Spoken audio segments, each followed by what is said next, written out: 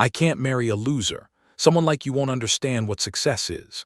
That's what Brittany said to me in the middle of a crowded restaurant when I got down on one knee with a ring that cost me 3 months of overtime pay.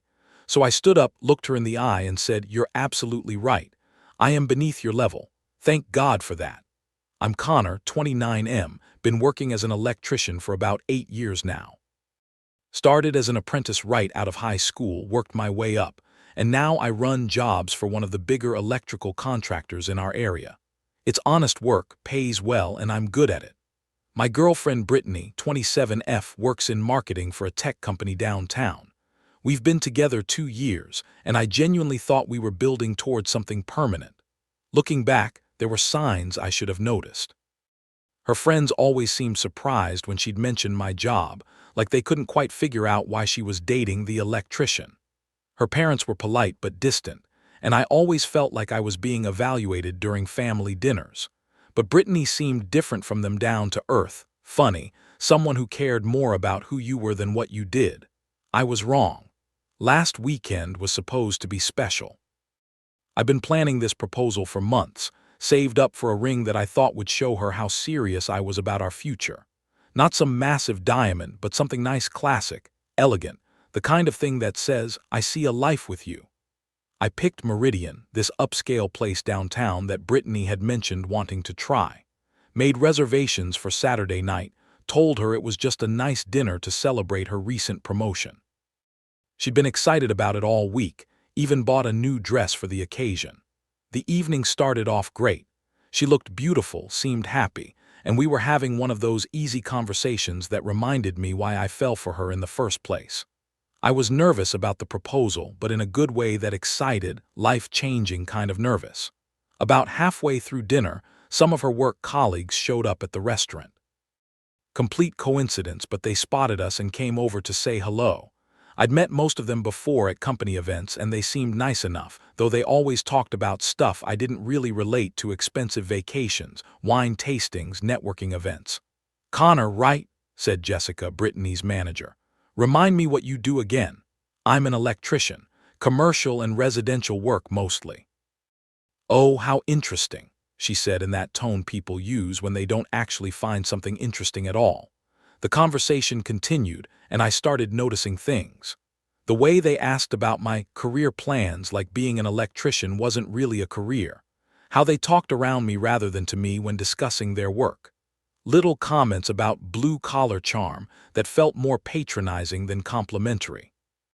Brittany seemed increasingly uncomfortable, not with their behavior, but with me. She kept steering conversations away from my work, making excuses for why I couldn't join them for their upcoming wine tasting event, generally acting like she wanted to minimize my presence in the conversation. After her colleagues left, I tried to shake off the weird feeling and focus on what I'd planned. This was supposed to be our moment. I waited until dessert arrived, then stood up and moved to her side of the table, got down on one knee, pulled out the ring box, and started the speech I'd been practicing for weeks.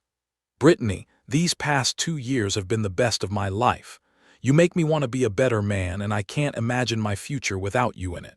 Will you marry me?" The restaurant had gone quiet. Other diners were watching with those expectant smiles people get when they witness a proposal. I opened the ring box, and for a moment I thought everything was perfect. Then I saw her face. She looked horrified, not surprised, not emotional, horrified, like I'd done something deeply embarrassing and inappropriate. "Connor, what are you doing?" she whispered urgently. "I'm proposing. I love you. Get up. Please just get up." I stayed kneeling, confused. "What's wrong?" That's when she said it, loud enough that the nearby tables could hear. "I can't marry a loser. Someone like you won't understand what success is." The words hit like a physical blow. I felt my face burn with embarrassment, and something deeper, the realization that the person I loved had just reduced me to a social class she found unacceptable.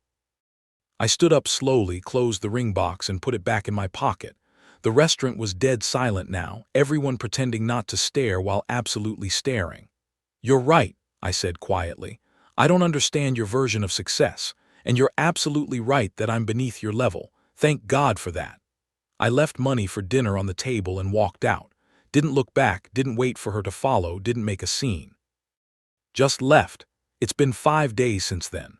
Brittany's called and texted repeatedly, saying I misunderstood and that she was just overwhelmed by the public proposal. That we can work through our differences if I'm willing to understand her perspective. But I do understand her perspective. She sees my job, my background, my education level as something to overcome rather than something to respect. She's been tolerating my type of people for 2 years, probably thinking she could eventually change me or that I'd somehow become more suitable for her world. The ring is sitting in my dresser drawer. 3 months of overtime, of choosing work over everything else to save up for something special. Money I'll never get back, spent on someone who was embarrassed to be seen accepting a proposal from me. Reddit, I keep second-guessing myself. Was I wrong to propose in public? Should I have known better? Part of me wonders if I really am reaching above my station here, if there are unspoken rules about who gets to be with whom that I never learned. But mostly I'm just hurt, and angry, and relieved that I found out who she really was before I signed up for a lifetime of feeling like I wasn't good enough. What would you guys do? Update 1. Thanks for all the messages and support. Reading through your responses has helped me process this whole situation.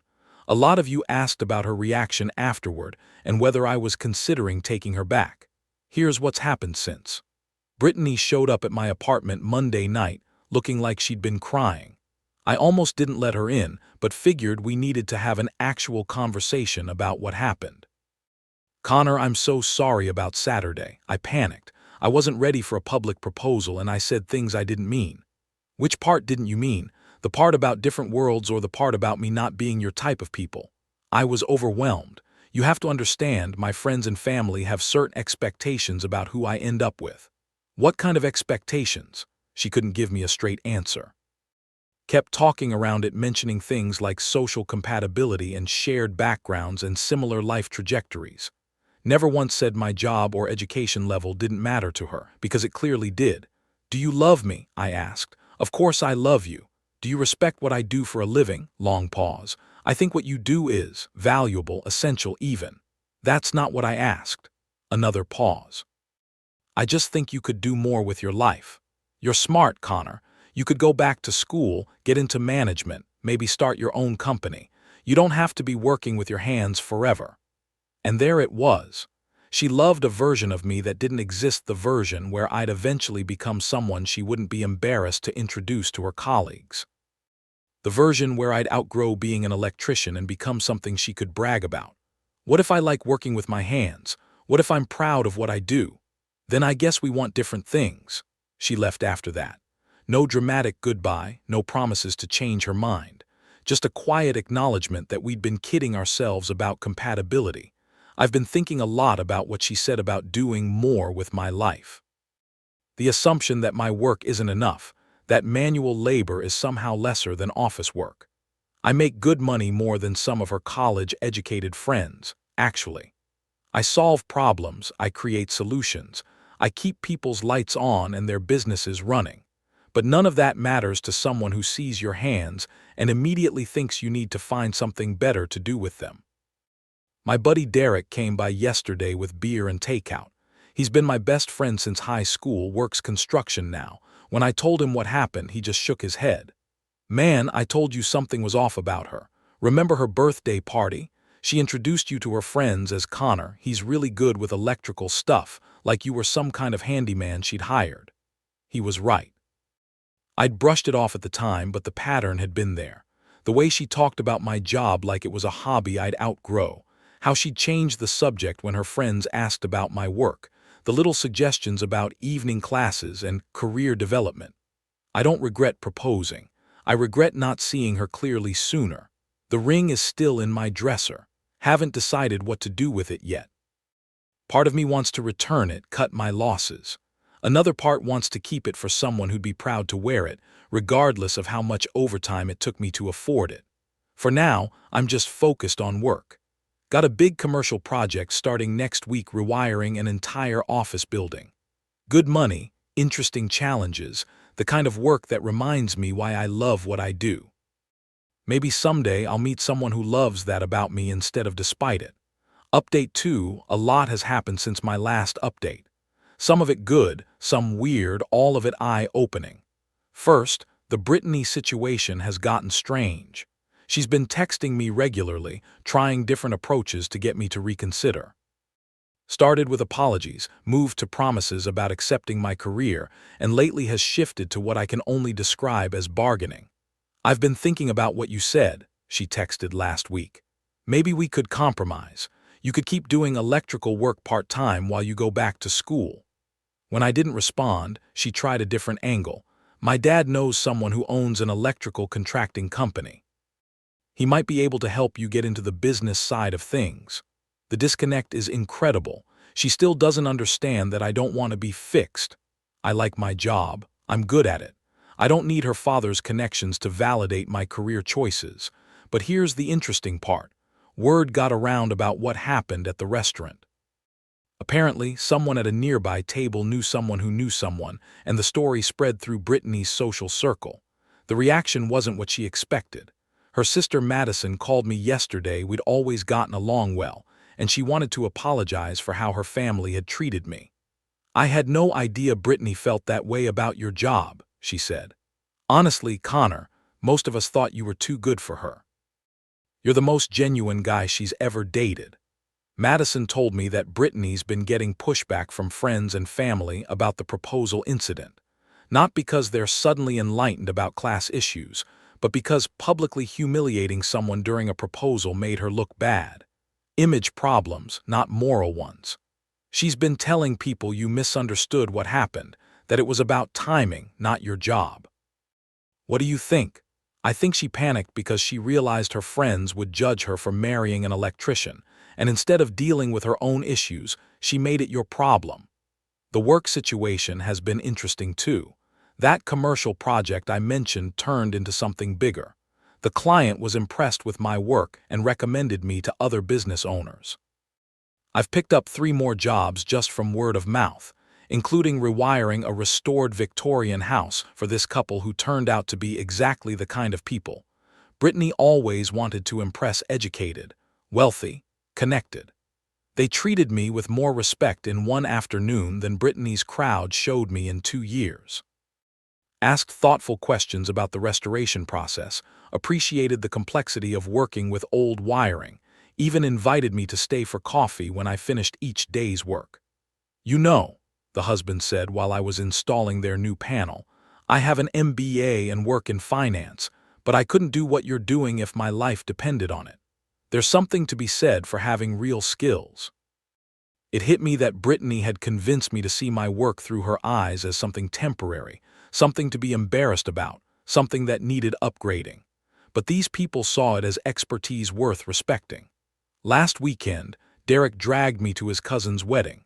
I almost didn't go, still feeling raw about the whole proposal disaster, but he insisted I needed to get out of the house. That's where I met Sarah. She's a nurse practitioner at the Children's Hospital, was there as a friend of the bride. We ended up talking for hours about work, about life, about everything except what we thought the other person wanted to hear. When she asked what I did, I just told her straight, "I'm an electrician." "That's awesome," she said, and meant it. "My dad was an electrician." Some of my best childhood memories are helping him wire outlet boxes and learning how circuits work. No suggestions about going back to school. No hints about career advancement. Just genuine interest in what I do and respect for the work itself. We've been texting since the wedding, and I'm taking her to dinner this Friday. Nothing dramatic, no pressure, just 2 people who seem to enjoy each other's company. I still haven't decided what to do with the ring, but for the first time since the proposal disaster, I'm not thinking about it as a symbol of failure. Maybe it's just waiting for the right person, someone who'd be proud to wear it, regardless of how much overtime it took to buy. Brittany texted again this morning. "I miss what we had. Can we at least talk?" I finally responded. "I miss what I thought we had too, but that wasn't real. Take care of yourself, Brittany." Then I deleted her number. Final update time for one last update, since a lot of you have been asking how things turned out. The short version: I'm doing really well. Better than I have in years, actually. The business has grown beyond anything I expected. Those referrals from the Victorian house project led to more high-end residential work. which led to a partnership with a local architect who specializes in historic renovations. I've hired 2 apprentices and am looking at expanding into commercial solar installations. Turns out there's good money in quality electrical work when you're dealing with clients who appreciate craftsmanship over bargain prices. Who knew? Sarah and I have been together for 5 months now. She moved in last month, and it's been effortless in a way my relationship with Brittany never was. She's met my family, I've met hers, and there's never been a moment where either of us felt like we needed to apologize for who we are or what we do. Last week, we were at a dinner party with some of her doctor friends, the exact kind of social situation that used to make me feel inadequate with Brittany. But these people were genuinely interested in hearing about the solar project I'm working on, asking technical questions, treating my expertise as valuable. "It's refreshing to meet someone who actually builds things," one of them said. "Most of us just shuffle papers and bill insurance companies." The contrast with Brittany's world couldn't be starker. These are people who work with their hands too, just in different ways. They understand that all honest work has dignity. As for Brittany, I heard through Madison that she's been struggling. The restaurant incident damaged her reputation in her social circle more than she anticipated. People started questioning her character, wondering what kind of person humiliates someone during a proposal. She ended up leaving her job for reasons that weren't entirely clear, though Madison hinted it had to do with professional conduct issues. She's dating someone new, a finance guy who checks all her boxes on paper. Madison says he's condescending and treats service workers badly, but he looks good at networking events. "Perfect match," Madison said with obvious sarcasm. "I don't take any satisfaction in her struggles. Mostly I feel sorry for her. She's so worried about how things look that she can't enjoy how things actually are. The ring found its purpose after all. I proposed to Sarah last month, same ring, completely different experience. We were hiking a trail we'd done together several times, stopped at this overlook where you can see the whole valley spread out below. No audience, no pressure, just 2 people who decided they wanted to build a life together. When I got down on one knee, she started crying before I even opened the ring box. 'Are you sure about this?' she asked after saying yes. Never been more sure of anything. Even though I'm just a nurse and you could probably find someone more impressive." I laughed because she was echoing my own old insecurities back at me. "Sarah, you save children's lives for a living. I fix wiring. Who exactly is supposed to be impressed by whom here? We're planning a small wedding for next spring. Nothing fancy, just family and friends who care about us, not what we look like together on social media." Looking back on the whole Brittany situation, I realized she did me a favor. That moment in the restaurant, humiliating as it was, showed me exactly who she was underneath all the surface charm. Better to find out before the wedding than after. More importantly, it forced me to examine my own relationship with my work and my worth. I've been letting her quiet criticism seep into my self-image, starting to see my job through her eyes instead of my own. Now I wake up every day excited about the work I'm doing, proud of the business I'm building, grateful for the skills I've developed. I'm dating someone who thinks my ability to solve complex electrical problems is impressive rather than embarrassing. The restaurant where the proposal disaster happened closed down last month. Sarah and I drove by the empty building last week, and she asked if I felt any nostalgia for the place. "Only gratitude," I told her. "Sometimes the worst moments in your life turn out to be redirections toward something better." That humiliation in the restaurant led me to someone who sees my worth clearly, appreciates my work genuinely, and loves me for who I am rather than who she thinks I could become. The ring looks better on Sarah's hand anyway. She wears it to work every day, shows it off to her colleagues, tells anyone who asks that her fiancé is an electrician and she couldn't be prouder. That's the difference between someone who sees your job as a problem to solve and someone who sees it as part of what makes you who you are. I'm grateful I learned the difference when I did.